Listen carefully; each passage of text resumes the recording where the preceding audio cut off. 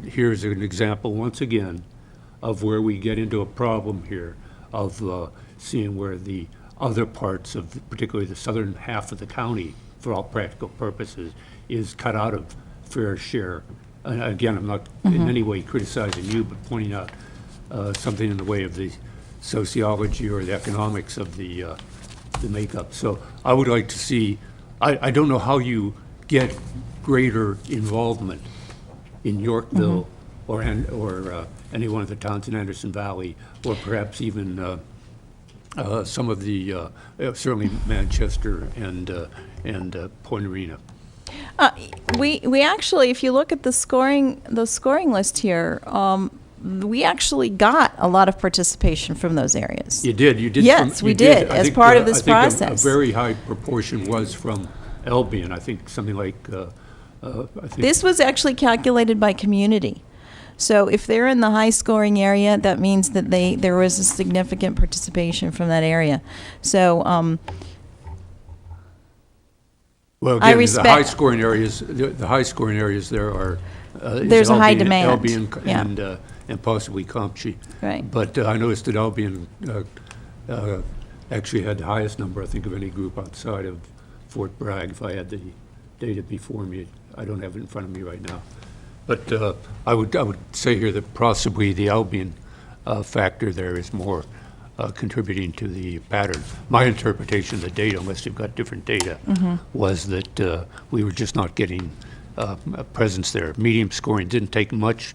We also scored the people who filled out the survey, Yeah, so that was in addition to the meeting attendance, understand because I understand that the meeting in Fort Bragg was in the middle of a big storm or something, so, which would also preclude a lot of people coming. Is that it, Supervisor? That's it. Okay. Other comments before I go to public comment? Questions? Thank you, Ms. Estrada. Thank you. I'd like to open it up for public comment to the item.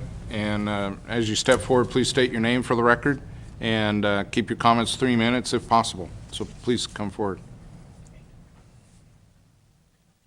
Susan, I'm Shirley Frericks. Shirley Frericks, and I'm part of the Mendocino Coast Broadband Alliance. Two of my cohorts are here, and we've been happy to be working with the RCC project now for, I don't know, our group's been going for, gosh, over a year, and then we started last fall working with the RCC project. And I'd like to mention a couple of things. I also haven't had a chance to meet Mr. Mitchell, but we've been in contact. I think I sent you all some information on what we've been doing, but I want to just make some comments from our information based on what you've been saying.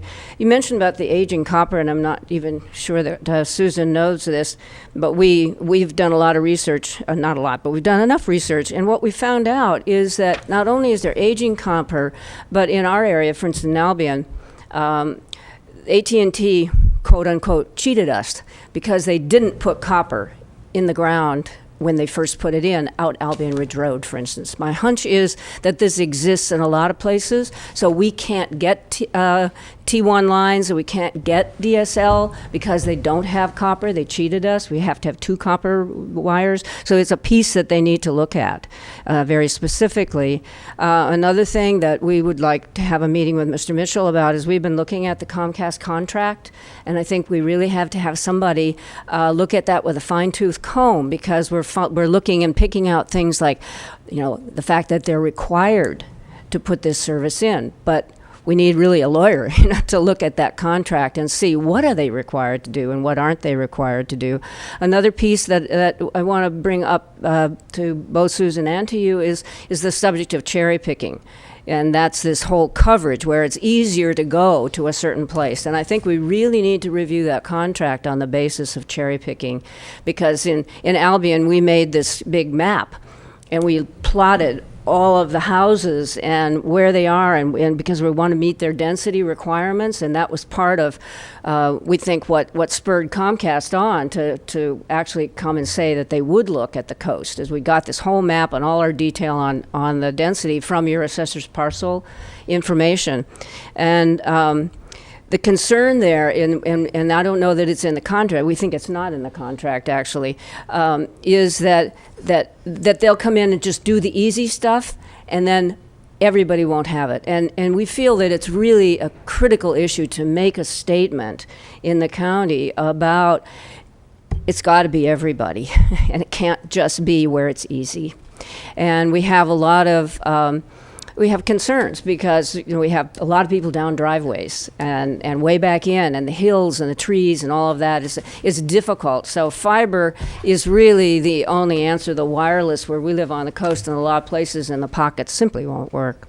And I would like to particularly address Supervisor Colfax on the communities, the other communities, because initially the meetings that took place were meetings that were organized by Redwood Coast Connect.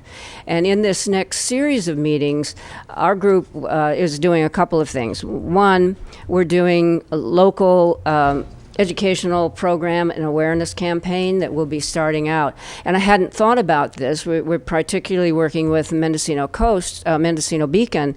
But what I can do is release the same information. We're going to start doing an article every few weeks in the Mendocino Beacon. I can release those articles to the Anderson Valley and to the Endpoint Arena and wherever other communities. That's